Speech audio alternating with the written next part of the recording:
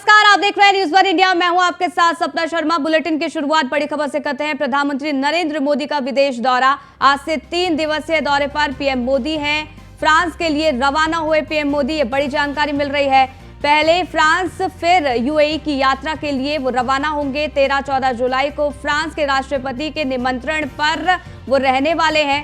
France के Bastille day parade में वो शामिल होंगे। ये बड़ी जानकारी निकलकर सामने आ रही है। तो यहां पर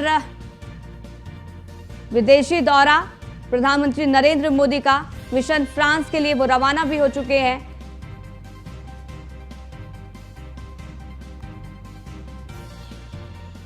लखनऊ से खबर है, जहां मिशन 2024 की तैयारियों में बीजेपी जुट गई है। जिलाध्यक्षों की चयन में सरल ऐप की बड़ी भूमिका। ऐप डाउनलोड ना करना जिलाध्यक्षों को पड़ सकता है भारी। बीजेपी के जनसंपर्क अभियान का आधार है सरल ऐप। 1000 कार्यकर्ताओं ने सरल ऐप डाउनलोड नहीं किया है, ये सूत्र के हवाले से जानकारी है। 1 दर्जन से ज्यादा संगठनात्मक जिलों के कार्यकर्ता इसमें शामिल है। ऐप डाउनलोड करने में पश्चिमी यूपी, अवध क्षेत्र, इसके साथ ही पूर्वांचल आगे है। ऐप डाउनलोड करने में बहराइच और बरेली पीछे रह गया है। अब क्योंकि देखिए महा जनसंपर्क अभियान को भी बढ़ा दिया गया। मनीष हमारे संवाददाता जुड़ गए हैं, उनसे ज्यादा जानकारी ले लेते हैं। मनीष, अब यहाँ पर जानकारी ये मिल रही है कि कई ऐसे कार्यकर्ता है जिन्होंने सरल ऐप डाउनलोड ही नहीं करा, और ये जो सरल ऐप है वो आधार था जनसंपर्क अभियान का। निश्चित तौर से देखिए, आपको बता दूं, करीब अगर आप बात करेंगे तो 1 दर्जन से ज़्यादा, मतलब कि 12 से 15 जिले ऐसे हैं, संगठनात्मक जिले ऐसे हैं जहाँ पे 1000 कार्यकर्ताओं ने सरल ऐप डाउनलोड ही नहीं किया था। तब की सबसे पहले जब जनसंपर्क अभियान शुरू किया गया था, 30 मई से जब इसका अभियान शुरू किया था, 27 तारीख को इसकी ब्रीफिंग की गई थी। इसमें बताया गया था कि आप जो भी काम करेंगे, जितना भी आप करेंगे, वो सरल ऐप डाउनलोड करके उसमें अपने काम को प्रदर्शित करेंगे। जितने लाभार्थी से मिलेंगे, किससे मिलें, सारी डिटेल आपको सरल ऐप पे देनी थी। कहीं ना कहीं जनसंपर्क अभियान किस तरीके से सफल रहा, उसका आधार ही सरल ऐप रखा गया था। उसमें भी देखा गया है कि कई जिलों के जिलाध्यक्षों के साथ साथ वहां के कार्यकर्ताओं ने इसमें सरल ऐप डाउनलोड नहीं किया गया था। तो निश्चित तौर से संगठनात्मक तौर पर इन पर कार्रवाई हो सकती है। और माना जा रहा है कि जिस तरीके से हमने देखा था कि ऑब्जर्वर भेजे गए हैं 98 जो संगठनात्मक 98 जो संगठनात्मक जिले हैं, उनमें जिलाध्यक्षों की माना जाए कि नए जिलाध्यक्ष चुने जाने हैं। तो उसको लेके भी उनसे जो फीडबैक मिला उसमें माना गया है कि कई ऐसे जिलाध्यक्ष थे जिन्होंने सरल ऐप डाउनलोड करने में कहीं ना कहीं लापरवाही अपनाई है। उनके ऊपर निश्चित तौर से उनको हटाने की भी प्रक्रिया की जाएगी। और जिससे से देखा जाए कि तमाम ऐसे जिले थे जिन्होंने बहुत अच्छा काम किया था। हम पश्चिम उत्तर प्रदेश की बात करेंगे, अवध क्षेत्र की बात करेंगे, पूर्वांचल के कई जिले हैं जिन्होंने जो सरल ऐप है उसमें बहुत बढ़िया काम किया था। आपको बता दूं कि अवध क्षेत्र से ही रीना चौधरी थी जिन्होंने सरल ऐप पे सबसे ज़्यादा डाउनलोड किए थे। खुद प्रधानमंत्री मोदी ने उनकी तारीफ भी की थी मेरा बूथ सबसे मजबूत कार्यक्रम के दौरान।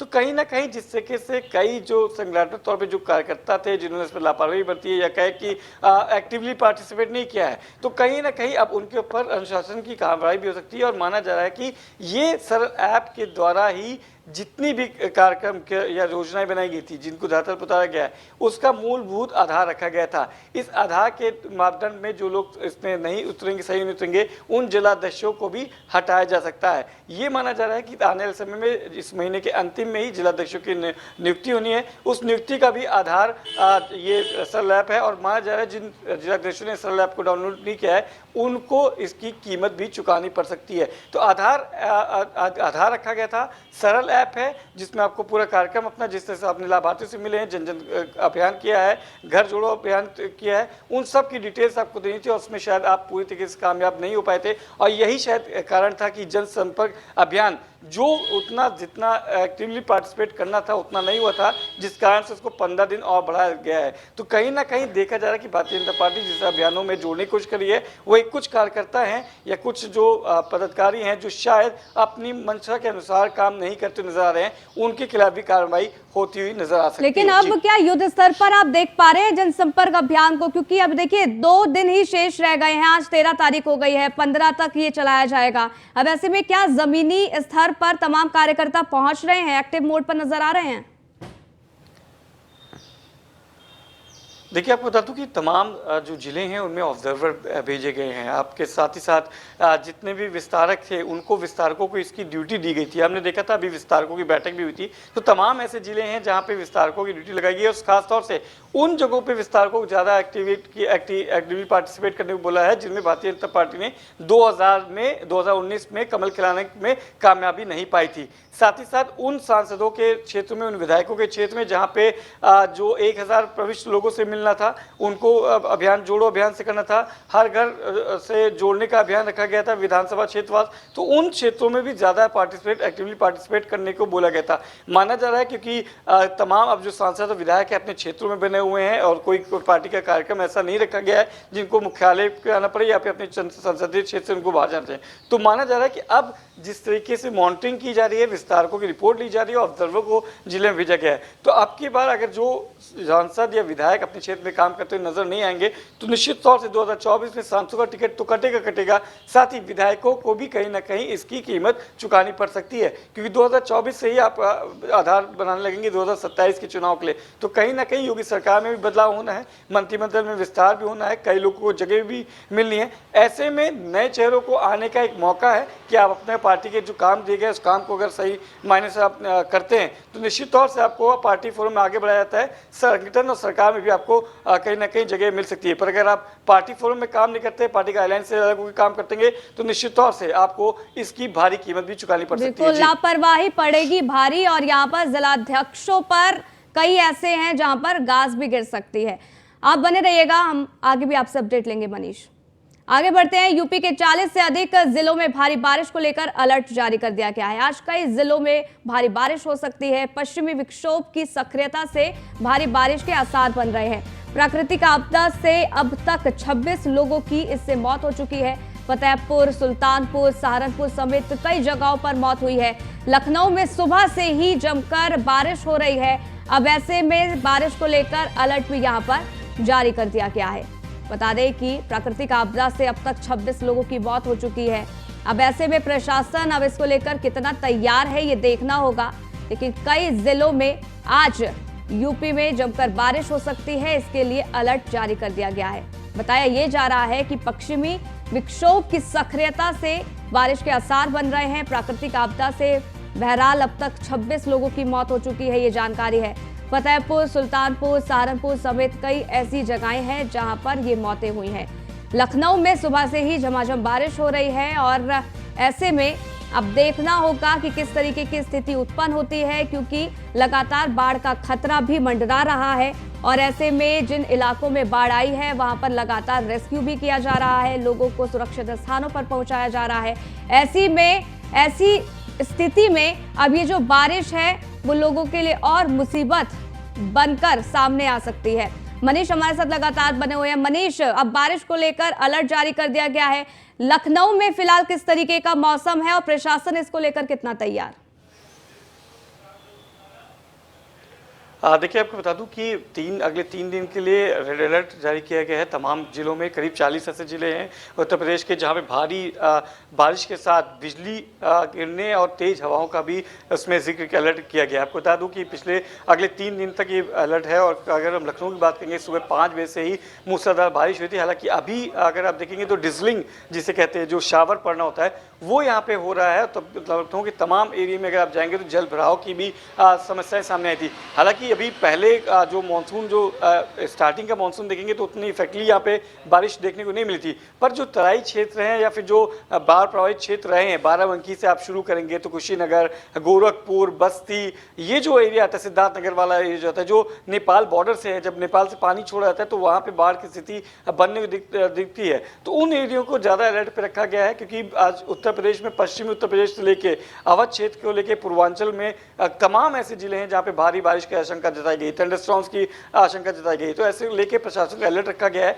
अभी तक अगर बात करें तो आकाशीय बिजली गिरने से और जलीय आपदा के कारण 26 लोग हैं जिन्होंने अपनी जान गंवाई है। उनको भी कहीं ना कहीं राहत, जो ऐसे लोग हैं जो इससे अगर प्रभावित तो उनको भी राहत कैंप तक, राहत शिविर तक पहुंचाने का काम किया गया है। मुख्यमंत्री योगी आदित्यनाथ खुद समय समय पर समीक्षा भी करते नजर आए। माना जा रहा है कि अगले 3 दिन का अलर्ट है और 3 दिन का अलर्ट रखा गया है कि जिन इलाकों में भारी बारिश और थंडरस्टॉर्म या बिजली गिरने की आशंका है, वहाँ पे बहुत ज़्यादा ज़रूरी ना हो तो वहाँ के जो प्रदेश के जो जिले के निवासी हैं उनको वहाँ से अपने घरों से ज़्यादा बाहर निकलने की मनाही भी की गई है। देखना होगा कि अगले 3 दिन का जो अलर्ट है, हालांकि पहले भी अलर्ट जारी किया गया था मौसम विभाग के द्वारा, पर जल भराव और जो जल की जो समस्याएं होती है, जो जल निकासी की, वो कहीं ना कहीं देखने को ज़रूर मिलती है। और लापरवाही का आलम ये रहता है कि आप कई बार अपने हम लोगों ने खबर भी चलाई, कई बार रिपोर्ट भी दिखाई है, पर अफसरों के शायद उनको सुनाई नहीं देखता है। और जो मुख्यमंत्री योगी आदित्यनाथ जो समय समय समीक्षा करते हैं, उनके जो मंसूबे उन पर कहीं ना पलीता लगाते हुए नजर आते हैं अधिकारी। देखना होगा, अलर्ट पहले से जारी कर दिया गया है। सुबह से बारिश हो रही है। आप जब हम ऑफिस के लिए भी आए थे तब भी हमने देखा था कि कई जगह जल भराव की स्थिति शुरू हो गई थी, क्योंकि 5 बजे से लगातार बारिश यहाँ पे हो रही थी। तो ऐसे में प्रशासन और के जो अधिकारी हैं वो कितना अलर्ट होते हैं, ये आने समय बताएगा कि जब जल भराव अगर देखने को मिलता है तो निश्चित तौर से उन अधिकारियों की नींद अभी भी नहीं खुली होगी, इस बारिश से भी नहीं खुली होगी। तो निश्चित तौर से आगे समय में ऐसे अधिकारियों पे भी कहीं ना कहीं कोई मनीष, अब नींद खुली है कि नहीं, ये तो जब 3 दिन का अलर्ट जारी किया गया है मौसम विभाग की तरफ से, बारिश होती है और अगर जल भराव की स्थिति बनती है तो साफ तौर पर जाहिर हो जाएगा। बहुत बहुत शुक्रिया हमारे साथ जुड़ने के लिए और जानकारी हम तक साझा करने के लिए। इसी बीच नाबालिग के धर्मांतरण का मामला सामने आया है। आपको बता दें कि ट्रेनिंग देने वाले अब्दुल रहमान के खिलाफ एनएसए लगाया गया है। हालांकि नमाज पढ़ाने की ट्रेनिंग देने वाले अब्दुल पर एनएसए लगाया गया है, जानकारी मिल रही है। जिलाधिकारी ने एनएसए के तहत निरुद्ध किया है, ये भी जानकारी है। तो गेमिंग ऐप से धर्मांतरण का ये पूरा मामला, और आपको बता दें कि इस पूरे मामले में ट्रेनिंग देने वाले अब्दुल रहमान के खिलाफ एनएसए लगाया गया है।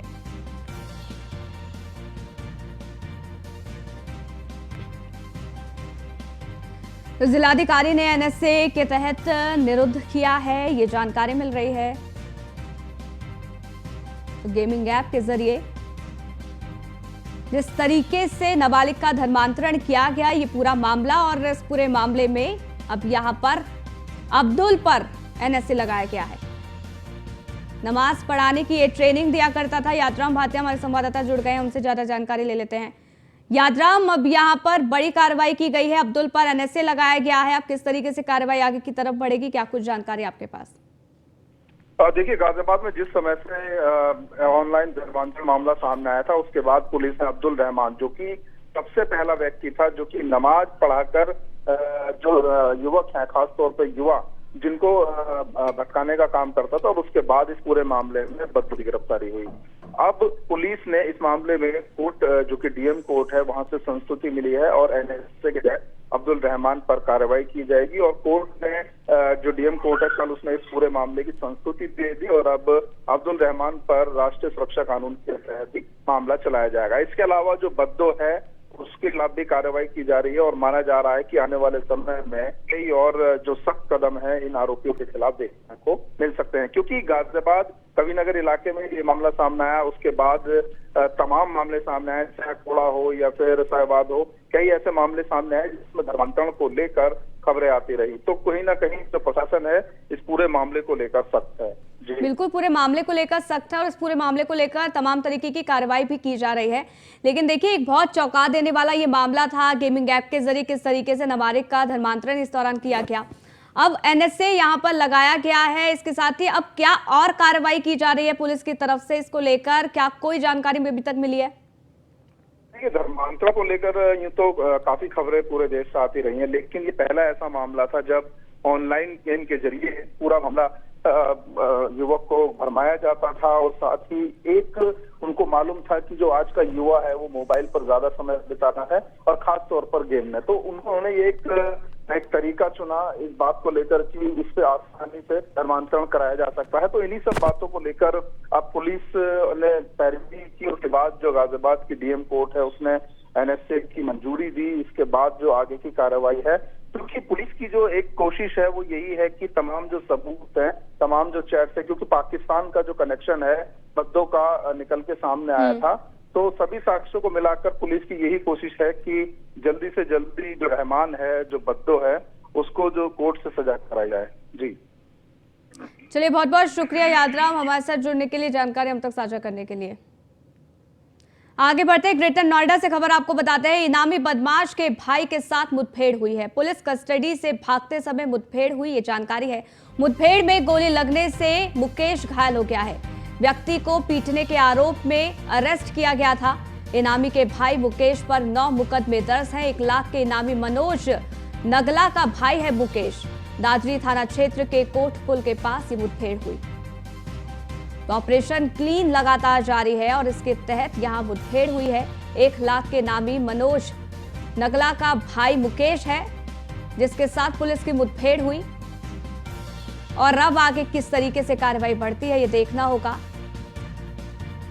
लेकिन आपको बता दें कि पुलिस कस्टडी से भागते समय ये मुठभेड़ हुई है, ये जानकारी निकलकर सामने आ रही है। मुठभेड़ में गोली लगने से मुकेश घायल हो गया है, जिसको इलाज के लिए अस्पताल में भर्ती करा दिया गया है। व्यक्ति को पीटने के आरोप में अरेस्ट किया गया मुकेश को। इनामी के भाई मुकेश पर 9 मुकदमे दर्ज हैं। और अब बताया जा रहा है कि इस मुठभेड़ के दौरान इनामी बदमाश का जो भाई है वो घायल हो गया है, जिसको इलाज के लिए अस्पताल में भर्ती करा दिया गया है।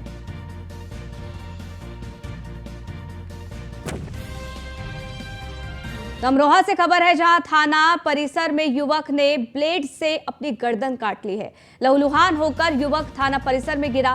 गर्दन काटते ही थाने में मौजूद पुलिस कर्मियों के होश उड़ गए। युवक को सरकारी अस्पताल लेकर पुलिसकर्मी पहुंचे। गंभीर हालत में युवक मेरठ में रेफर किया गया है। वहीं आपको ये बता दें कि अमरोहा के गजरौला थाना परिसर का ये पूरा मामला है। तो युवक ने खुद की गर्दन काट ली। हालांकि हालत गंभीर है, जिसके चलते हुए मेरठ रेफर किया गया है इस युवक को, जहां इलाज चल रहा है।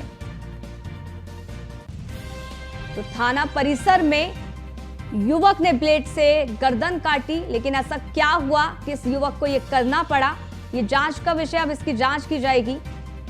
हालांकि गर्दन काटते ही थाने में मौजूद जो पुलिसकर्मी थे उनके होश उड़ गए, जिसके बाद आनन फानन में युवक को सरकारी अस्पताल पहुंचाया गया। हालांकि हालत को गंभीर देखते हुए मेरठ इस युवक को रेफर कर दिया गया है, जहां इलाज चल रहा है।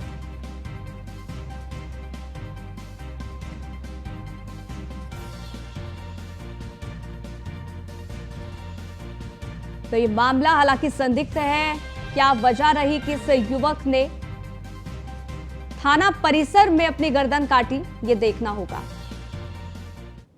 वहीं मैदानी और पहाड़ी इलाकों में भारी बारिश से यूपी के सभी जिले अलर्ट मोड पर हैं। खबर बलिया से है, जहां बाढ़ से बचाव के लिए सिंचाई विभाग द्वारा कराए जा रहे कार्यों से ग्रामीण संतुष्ट नहीं दिख रहे हैं, लेकिन विभाग के अधिकारी संतुष्ट हैं। सिंचाई विभाग के अधिकारियों का यह कहना है कि बाढ़ से तटबंध को कोई नुकसान नहीं होगा।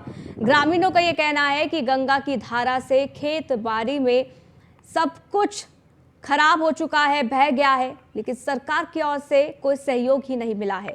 आपको बता दें कि सिंचाई विभाग द्वारा इस साल 65 करोड़ की लागत से 13 परियोजनाओं पर सरयू गंगा में कार्य कराए गए थे। और अब ये तस्वीर भी लगातार आप तक पहुंचा रहे हैं, जहां पर ग्रामीण जो हैं वो अधिकारियों के कार्यों से खुश नजर नहीं आ रहे हैं।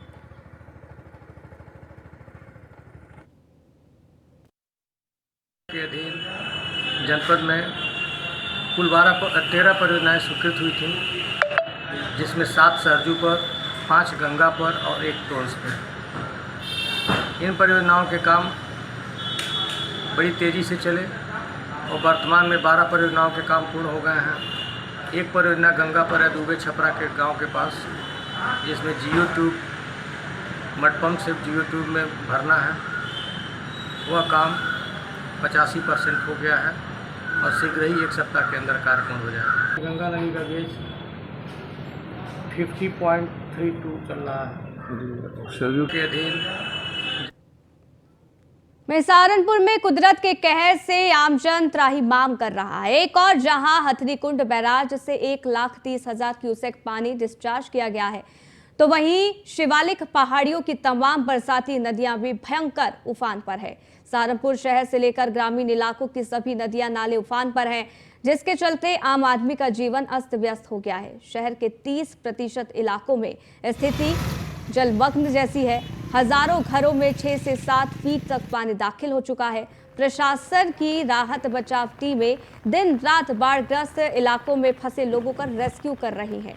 कमिश्नर आवास, ऑफिसर कॉलोनी, इसके साथ ही धोबी घाट इलाका, पंजाबी बाग, नुमाइश कैंप, बेरी बाग आदि इलाकों में भारी जल भराव है, जिसके कारण इन कॉलोनियों में मकान खाली कराए जा रहे हैं। इतना ही नहीं, शहर के अलग अलग इलाकों में रहने वाले करीब 600 लोगों को धर्मशाला और शेल्टर होम में रखा गया है। इसके साथ ही बहुत से परिवार खुद ही पलायन कर रहे हैं। प्रशासन की ओर से कई कॉलोनियों के बाहर बैरिकेडिंग भी यहां पर कराई गई है।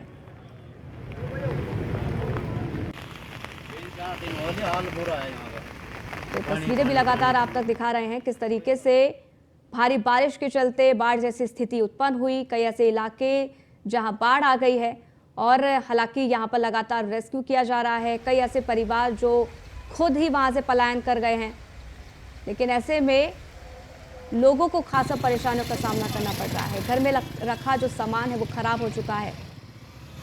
पलायन करने पर लोगों को मजबूर होना पड़ रहा है। तो भारी बारिश के चलते नदी उफान पर है और इसके चलते जल भराव की स्थिति बनी हुई है। हथनी कुंड बैराज से 1,30,000 क्यूसेक पानी छोड़ा गया। ग्रामीण इलाकों में नदी नाले उफान पर हैं, जिसके चलते कई ऐसे क्षेत्र जहां बाढ़ की स्थिति उत्पन्न हो गई है। हजारों ऐसे घर हैं जहां पानी घुस गया।